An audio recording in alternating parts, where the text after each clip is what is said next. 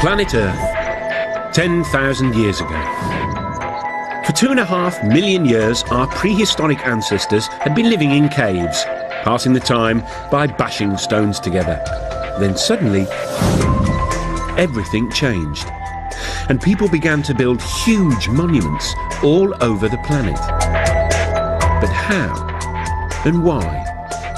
It's the biggest mystery in human history, but not for some people. Thousands of years ago, when our forefathers were primitive Stone Age people, some extraterrestrials visited our Earth. Extraterrestrial presence not only departed the wisdom to build the monuments, but possibly the technology to make it happen. It sounds bonkers. But could aliens have started civilization and built some of the most famous monuments on Earth?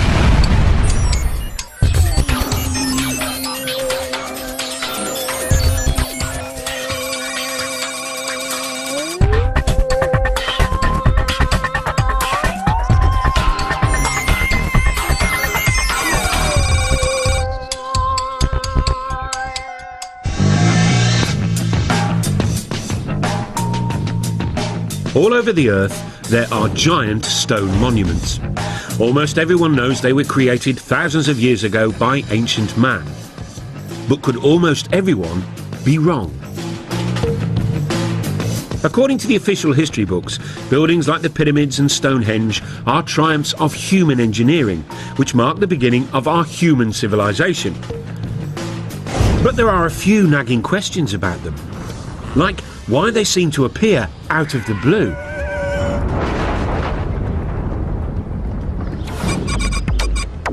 It's a mystery which has been troubling lots of people, including UFO gurus such as David Hatcher Childress.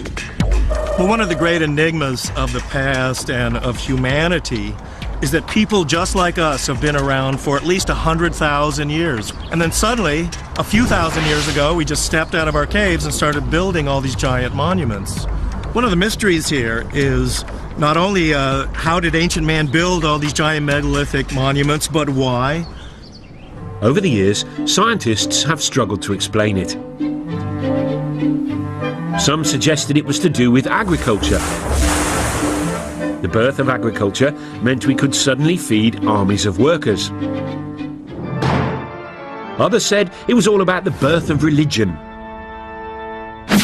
Early civilizations were desperate to placate gods. But now, there's another explanation.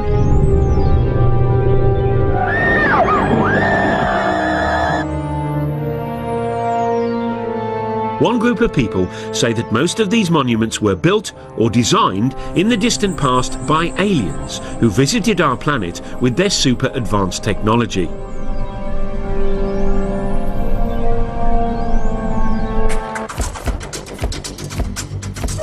One believer is Jason Martell. He lives in California and runs a dating agency. But in his spare time, he's been grappling with the biggest archaeological mystery of our time. And he says he solved it. Man could have had the ability to physically stack those large blocks in Egypt and build that, 100,000 men. But the knowledge to do it had to come from somewhere else. There had to be some type of intervention, and that's why I look towards the ancient astronaut theory. Ancient astronauts from somewhere else came here and influenced our society. Jason and other believers say this idea would explain some baffling questions about ancient monuments. Take Stonehenge. How did Bronze Age Britons drag these 5-ton stones over 170 miles? And then there's this 1,000-ton block at Baalbek in the Lebanon. It weighs as much as 3 Boeing 747s. How did ancient man shift that? And then there's the biggest controversy of all, the Pyramids of Giza. The biggest one is made from 2.5 million blocks of stone. It was built in just 20 years and is lined up exactly with the North Pole, less than 1/10 of a degree out. According to the experts, the answer is simple. The ancient Egyptians were just terribly clever, worked very fast and very hard. And they created a whole tourist industry in only a few decades. But that doesn't convince the likes of Jason Martell. Many of the ancient sites around the world display a type of brilliance that we don't attribute to ancient man. If ancient man is living in clay huts and using stone tools, they're not going to have the advanced mathematics and geometry to lay out some of the sites that we have today. How did ancient man build things like Stonehenge? How did they get the Giza pyramids to line almost 1/10 off a degree to actual north? So what do the official Egypt experts say? Egyptologists think there's no big mystery. Archaeologists, they say, have dug up lots of evidence near the pyramids. The broad features are fairly clear. We've got the barracks where the workmen lived, we've got the tombs of the architects. Also, for some of the unfinished pyramids, we have got the ramps which were used to drag the blocks into place. So although the minutiae of the construction process isn't known, probably is unknowable, I think the big picture is perfectly clear. The problem for believers in ancient alien astronauts is that we can't ask the aliens themselves. Or can we? Lisa Royal Holt says that she knows that aliens built ancient monuments. That's because she is an intergalactic medium who's in direct spiritual contact with an alien called Sasha.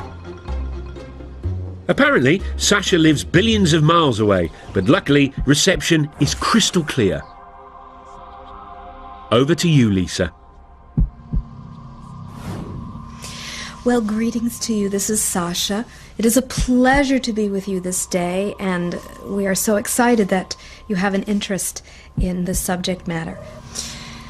Our intentions for our interaction with Earth humans is absolutely, totally in peace, love, and joy. Thank you, Lisa. I mean, Sasha. That's very reassuring. But what about the pyramids? Who built them? In ancient days, my forefathers came to Earth. We were seeking another place to colonize. The monuments were built by extraterrestrials, usually for actual scientific purposes. OK, we'll be back with the aliens soon, so we can hear firsthand about what experiments they got up to. But first, let's meet the godfather of the ancient alien astronaut theory, the man scientists and archaeologists love to hate. Traditional archaeology don't like mysteries. They have the answer for everything. They just declare something, and the rest of the world has to believe it.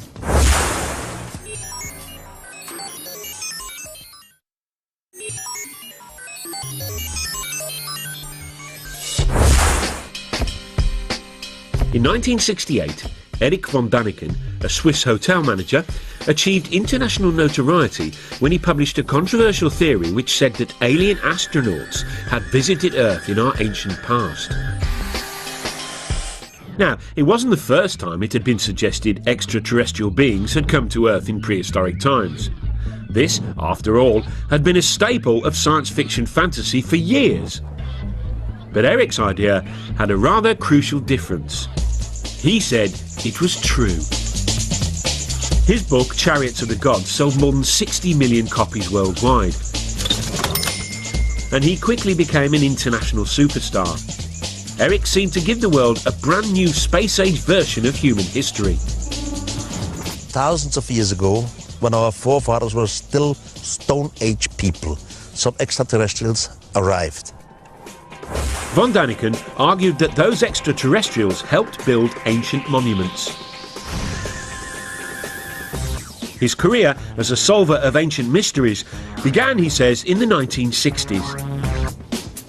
While other people were taking drugs and generally rebelling, Erich was pondering ancient buildings, and one in particular, the Great Pyramid of Egypt. Built as a tomb for the pharaoh Cheops, it's made of 2.5 million stone blocks. Some of the biggest weigh up to 80 tons and were transported from quarries hundreds and hundreds of miles away. And that was 1,000 years before the invention of the wheel. To Erich von Däniken, that posed a huge question. Not why the aliens didn't give us the wheel, but another big question. This is the largest man-made monument on Earth, with a height of about 450 feet and weighing 30 million tons. It's quite a piece. I mean, for a group of people or architects who came right out from Stone Age time.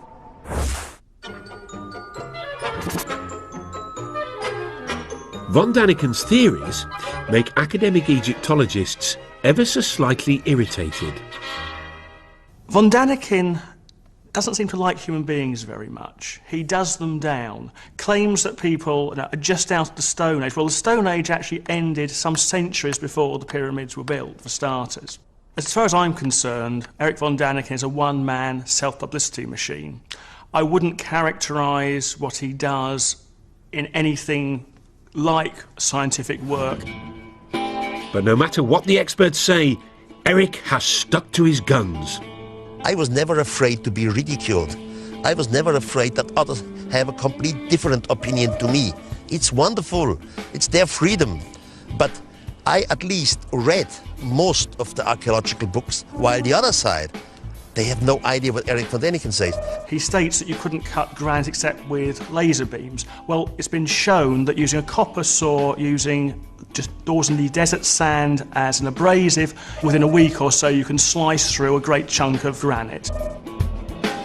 As far as the professionals are concerned, Egyptians didn't need big lasers and big UFOs to move stones. They relied on their big Egyptian muscles. The transport of blocks of stone isn't an issue. Egyptologists have actually done experiments with large numbers of people in a large block of stone, and you just pull it. Some of the blocks came from Aswan. Take the ceiling of the King's Chamber. This is from Aswan, but this is 1,000 kilometers away from here. It's not so easy.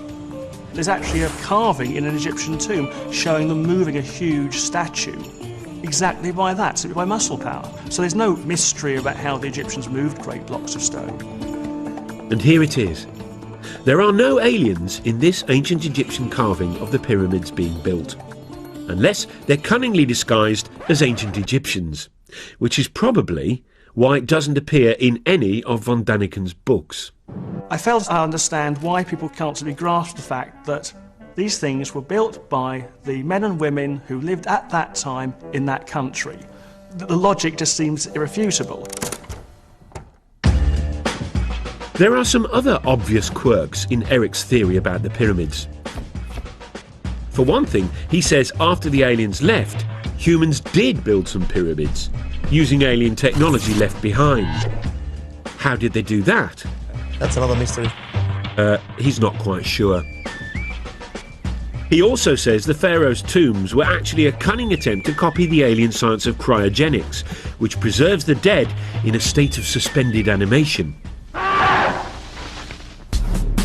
Von Daniken was quickly dismissed as a crank, and still is. But the archaeologists don't have it all their own way, for there's one irritating little puzzle they haven't been able to solve yet. According to the scientists, the Great Pyramid was completed in just 20 years. Given there are over 2 million blocks, that means the Egyptians had to quarry, move and set a block every minute and a half of every day, 365 days a year for the whole construction period. One has to admit that the details of pyramid construction remain obscure. 2.5 million blocks in such a short time? There really must be doubts if you have a reasonable brain. Having wowed the public with his theory about pyramids, von Daniken then set out across the world to find more evidence of more alien ancient activity. These extraterrestrials have left some proof. But the question is complicated. Left what? What could they have left? And what do you know? He saw that proof everywhere.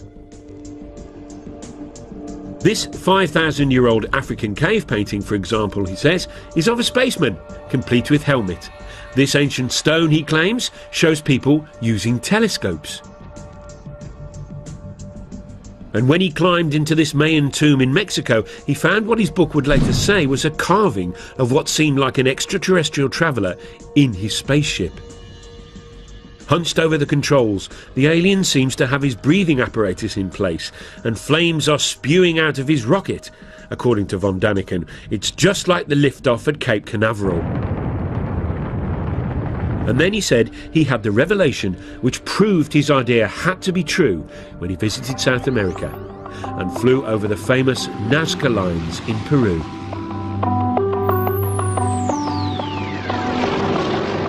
These ancient patterns, drawn into the desert, stretch for miles.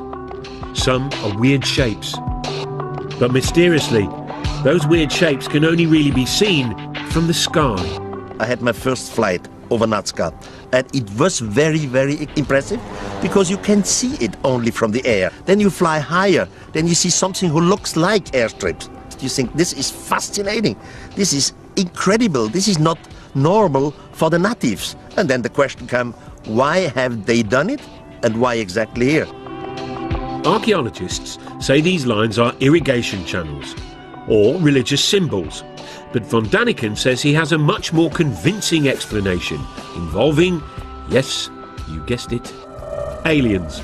We had a mother spaceship around the Earth. From the mother spaceship, smaller vehicle came down, and they were looking for some kind of mineral and whatever. And they make their discoveries and disappeared again. The first lines, he said, were left by accident by the aliens who left marks when they landed and took off in their UFOs.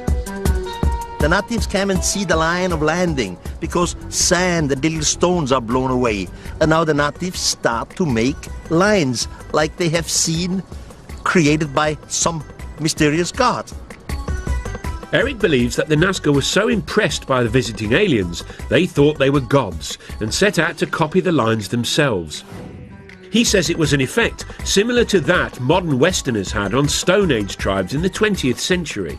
New Guinea tribespeople thought the first Westerners they saw were gods who had come down from the heavens in silver birds. They worshipped them long after they'd gone and even built model planes and airfields hoping to lure the silver birds back. But it didn't work for the poor old Peruvians though. The aliens never returned. And instead, they got the Spanish. Eric is now convinced that all over the world, ancient man had mistaken aliens for gods. This realization has had a dramatic effect on him. He was a devout Catholic, but isn't anymore. How did it change my life? First of all, it changed my religion. Now I'm praying to some thing which I cannot understand, which I know it exists. As soon as you start to understand it in a cosmical way, it changes your point of view concerning religion and concerning having right. I cannot live anymore with cults and psychology. Eric von Daniken has a brand new explanation for the whole of human development. Creatures from outer space, he says, not only built and designed most ancient monuments, they inspired all the great religions too. This is heady stuff, but there are two small problems. Not a single expert agrees, and none of his evidence stacks up. Take the so-called alien astronaut in his rocket ship from the Mayan tomb. What von Daniken says are controls and flames are in fact well-known Mayan symbols, like this. It's not part of a rocket, but the face of the Mayan earth god. And these South American stones with supposedly ancient carvings of primitive people gazing at the stars through telescopes, they were exposed by a BBC documentary as fakes, all made by this clever farmer. Ah, but that hasn't stopped Eric's runaway success. His 29 books have sold 63 million copies and been translated into 32 languages. Brian Appleyard is a leading British author who's written on the public's fascination with UFOs. He thinks von Daniken's success is down to people's growing distrust of experts, which leads to a taste for conspiracy theories. Now, people by the 60s and 70s, and because of the Cold War, people were paranoid, convinced that governments were lying to them, convinced that something was concealed, and convinced that the world was not as we were told it was. So people were ripe for a story. They were ready to hear a story about extraordinary things. The von Daniken phenomenon seems unstoppable. He makes so much money from his books, he recently opened his very own theme park, which celebrates his unorthodox beliefs. Complete with reconstructions of some of the ancient monuments. You see great things like the desert of Nazca in Peru, like Stonehenge. It's a laser show, by the way. In a breathtaking laser show, the visitor experiences the spectacular sight of Stonehenge.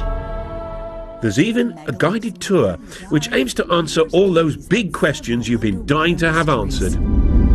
Did the mythical continent of Mu ever exist? What is the secret of the underwater structures off the Japanese island of Yonaguni? Von Daniken's success has also inspired a whole new generation of authors, including the likes of New Age writer David Hatcher Childress.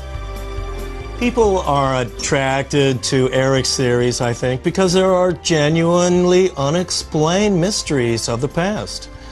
And we really don't have all of the answers to why mankind, supposedly a primitive mankind, would go through the tremendous effort to build many of these giant monuments. Eric von Daniken's definitely been one of the pivotal people that I've looked to grab onto the coattails of his information and really start to look at this information in a new light.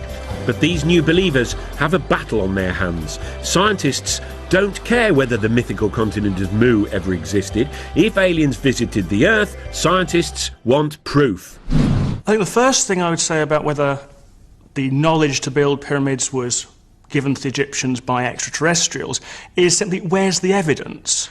If you think about man's fairly limited extraterrestrial experience of going to the moon, look at the amount of space junk which has been left around simply by going there and coming back. Wouldn't you have thought that if spacemen had been to Egypt and had been teaching the people how to do these things, there'd be at least the odds of leftover broken plastic somewhere? The believers, though, say they've found some evidence, although whether it's very convincing is a whole different question.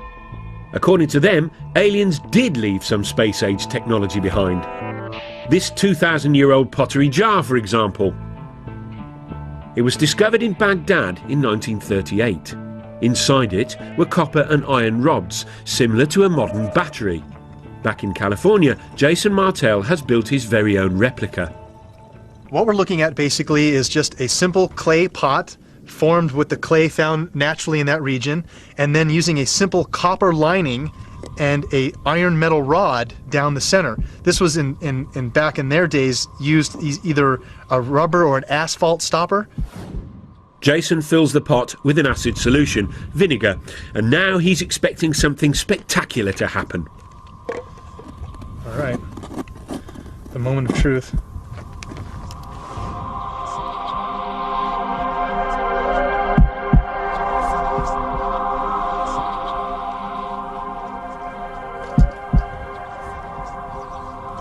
Getting some little numbers here. See that spike? It's going off the chart here now. Look, there we go. See that? Generating 4 volts right there.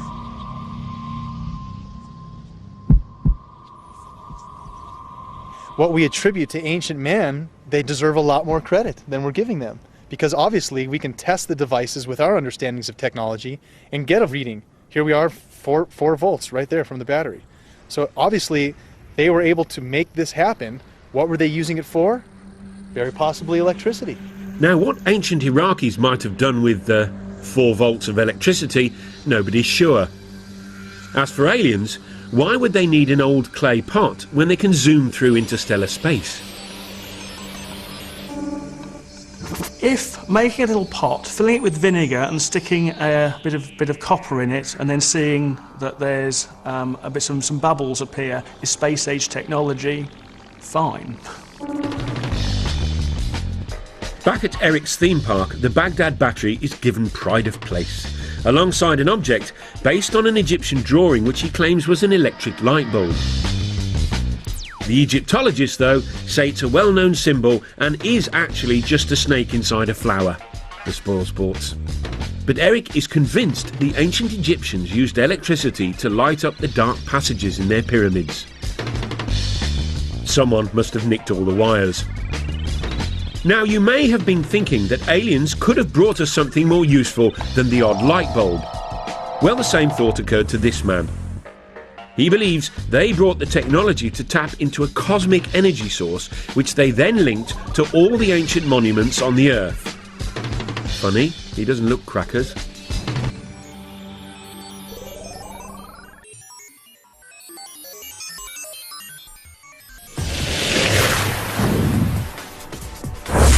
One of the things that makes human beings sort of special is that we live in big, sophisticated societies full of big, complex buildings. It's called civilization. Which is why so many people positively hate the idea that the whole thing might have been kick-started by aliens. At the heart of the theory is the suggestion that extraterrestrials built the very first big buildings of all back in the ancient past. Which is all very well and good, but the believers have had a hard time explaining why the aliens did all this. Were they just trying to show off? Not according to this man.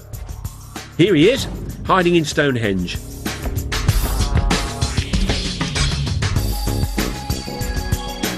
Now, according to the scientists, Stonehenge was built in 3000 BC.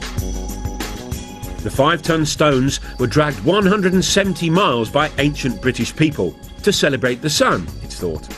Which is all very interesting. But not quite interesting enough for David Hatcher-Childress. He says Stonehenge might instead have been a fuel stop for ancient aliens. He came up with his interesting theory after he discovered what he says are mysterious energy lines. He believes the Earth is covered with these invisible lines in a strange network. If it all sounds a little unlikely, it has at least got a cool-sounding name.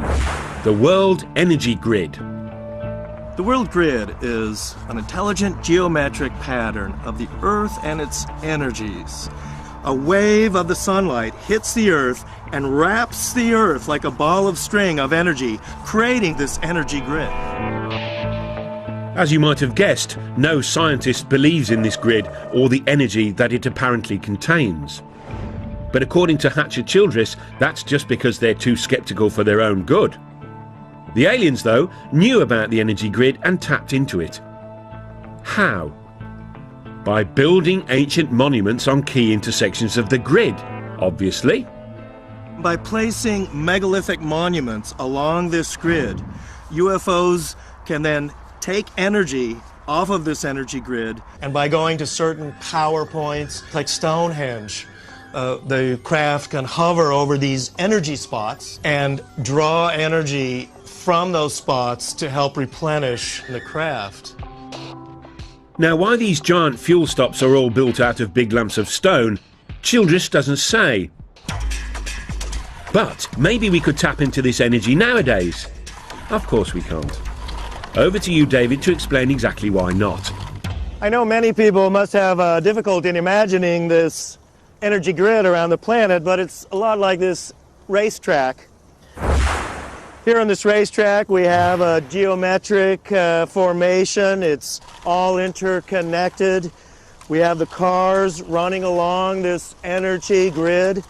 But if any part of this racetrack is disconnected or broken, the cars won't have the energy anymore and they won't be able to run along the track. So unfortunately, because the ancient monuments like Stonehenge are nothing more than ruins, the world energy grid has broken down. So no free energy for us. But apparently, the aliens didn't just use the ancient monuments for energy. Oh no. Many of the megalithic monuments, including pyramids, Stonehenge, are actually antennas that can be used by UFOs. So there you go. Stonehenge wasn't just a place where druids hung out, it may have been used by ancient aliens to phone home. Or maybe not. Oh sure, they're from another planet. But talking of phoning home, where might these ancient aliens have actually come from? There is one man who should know. He's Seth Shostak.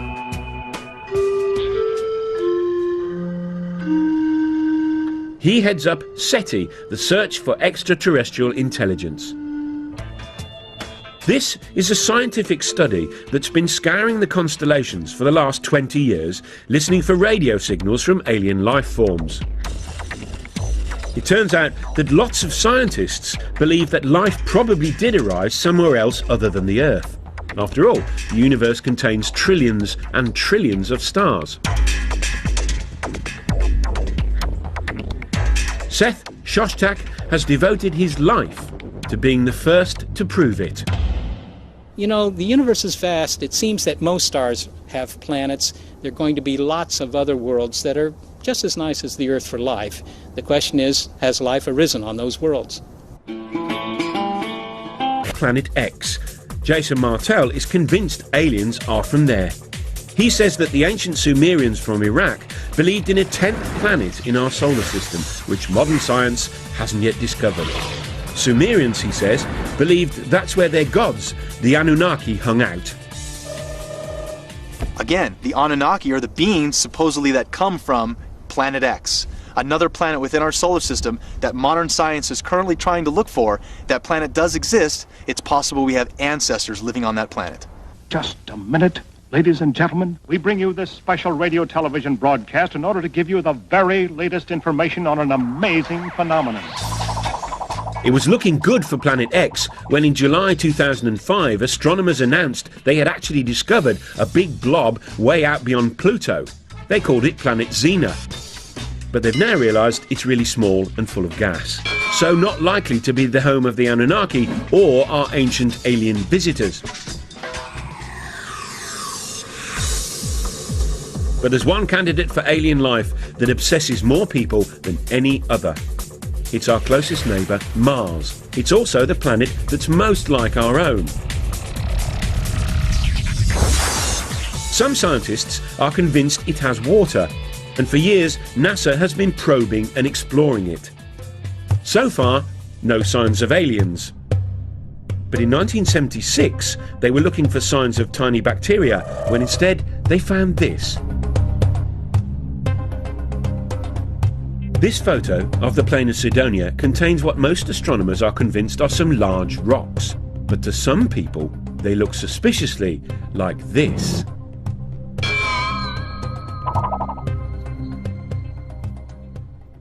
Here's one guy who thinks that's exactly what they are. Tom Van Flandern is a renegade astronomer who has his own theory about Mars and junk. You see, according to Flandern, Mars is really the moon of a planet where extraterrestrial humans first evolved, but had to leave in a bit of a hurry when it exploded. Left behind was all sorts of junk, including pyramids. The most interesting speculation about the origin of the artifacts on Mars is that the original human race was on the parent world that has since exploded. They built things on their moon, Mars, but before the end of their civilization, which they saw coming, they transferred their species to the most nearly habitable planet, which would have been Earth. We'd sure like to get higher resolution images of this and other pyramid-shaped objects on Mars and see if they are truly pyramids. But are these really pictures of Martian pyramids, you ask? Tobias Owen was a NASA scientist on the mission that took the photographs. He's what you might call unconvinced. My job there was to examine pictures as they were coming in of the surface of Mars in regions that we thought would be safe for the spacecraft to land. There was a small group of people who felt that this was an example of an alien construction, that there was life on Mars, or there had been life on Mars. NASA promptly issued a denial, which for believers was obviously proof of a monumental cover-up. You know, the interesting thing about NASA's track record, NASA, National Aeronautics Space Association, could also stand for never a straight answer. In its inception in 1959 or so, NASA consulted a big think tank called the Brookings Institute, which advised NASA, if you ever find extraterrestrials, these things need to be handled cautiously. For one, society in general and religious institutions aren't quite ready to accept an extraterrestrial presence. Pyramids on Mars were spooky enough, but then things got really out of hand when NASA released another batch of photographs from the plain of Cydonia. And near the pyramid shapes was something else. A rocky outcrop that some people felt had an eerie resemblance to something familiar, something that ancient astronaut believers have long connected with aliens. Yep, that other famous tourist site in Egypt, Very interestingly enough, NASA first took an image of the face on Mars and they labeled it head. And this photograph was quickly dismissed by NASA as a trick of light and shadow. It's not really a face on Mars, it's just a lighting angle difference. Wrong answer. Here we have a face in pyramids on Mars, a sphinx in pyramids in Egypt. There has to be a connection, a Mars-Earth connection. To the scientists, though, it was just a natural feature. This is the kind of thing that we see on the Earth in various places. There's a famous one in New Hampshire in the United States called the Old Man in the Mountain. And there's a tendency among us humans to try to see images of ourselves in nature. And here was a perfect example, but happened to be on Mars. The common sense explanation is simple. Human beings are just hardwired to recognize faces, even when faces aren't there. Over to a psychologist to explain. Faces are very important to humans from infancy. They're so important that we perceive faces even in a stimulus that is not a face. For example, this plate of eggs in front of me looks very much like a face. We can see eyebrows, 2 eyes, a nose, and a mouth very readily. Well, when I look at the first image that was taken of the structures on Mars, I see it very, very clearly as a face. Here's an eye, here's the bottom part of a nose, here's the outline of a face. This is a low-resolution image, and I'm quite convinced by that interpretation. However, when I look at the more recent image, which is a much more high-resolution image, I'm very hard-pressed to see that as a face. Now, could I see it as a face? I could. I could go and look for the same features that I saw in the first image and try to pick them out here. But in the high-resolution image, where it is not very ambiguous, it is much harder to perceive this as a face. We now have exquisite images of the surface of Mars that are being taken as we speak, in fact, by the Mars Express spacecraft. And we see extraordinary detail on the surface of that planet, but we see no evidence of anything artificial. So Mars may not have a sphinx, and it probably doesn't have any pyramids. And so far, it hasn't got any signs of life at all. So where do the ancient aliens come from? It's time to consult someone who should really know. An alien herself. Lisa Royal Holt, a cosmic medium, claims she can communicate with aliens.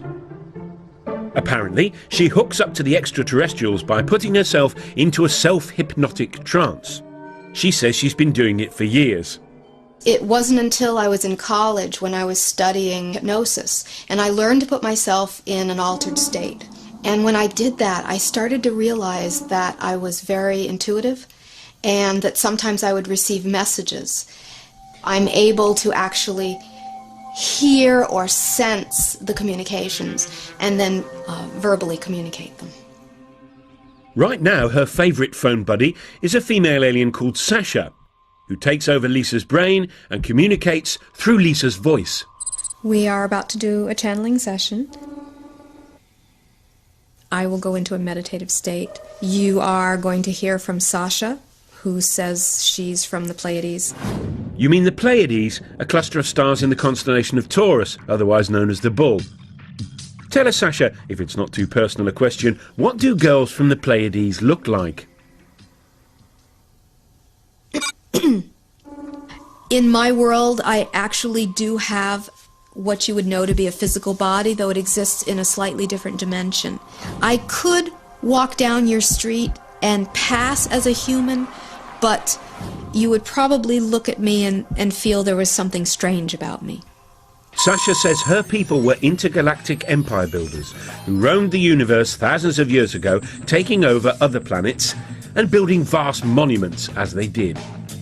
Ironically, one of their first colonies was apparently on Mars. We used some of the bases there as colonies. What has been found now on Mars represents the tip of the iceberg of what is still on Mars. But Mars was merely a stopover for Sasha's people. She says they soon turned their attention to us. My forefathers thus have been very interested in Earth for a very, very long time. It's time to find out the answer to the biggest question of all about the ancient astronauts. Why did they come here? According to Sasha, they may have been up to more than building monuments and starting civilization. Could they have created the human race?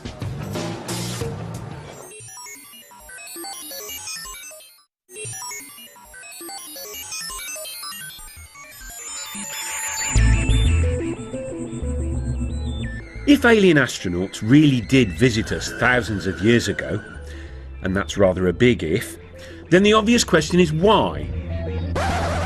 What is it? I don't know. Well, according to Lisa Holt, or rather her alien mate Sasha, there's a perfectly sensible answer.